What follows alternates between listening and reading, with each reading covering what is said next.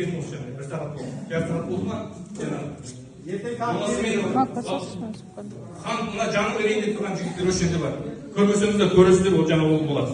Ертеде сол қалап отырсаңыздар, мынау Аллаға жалбарып намаз оқып сабыр сақтап жүрген менің өзім сабырлығым уже тоқтамай қалып. Мына намаз оқымай жүргендер сабырлық қазір жоқ. Айтып отырсың ғой. Ашу уже бітті. Ашу жоқ болған, ашу болған енді ақыл жоқ болғанға ақымақ дейді. Ақымақ адам бәріне барады. Жаныш ел жер. Мен жаңа тыңдап отырды.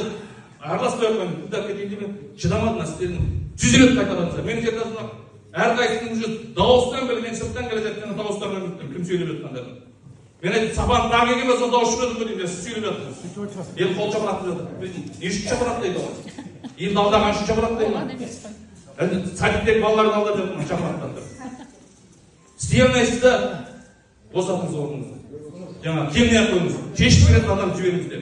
Мынаның арайып келгені бәрінде. Сіздер арыз жазыңыздар деп айтасыздар. Арыздың бәрі жазылған. Заңсыз екенін бәрін білесіздер. Шешеніп адам жіберіңіздер де шешіңіздер. 2,5 жыл болды мына осы. Адам халықтың бәрінен.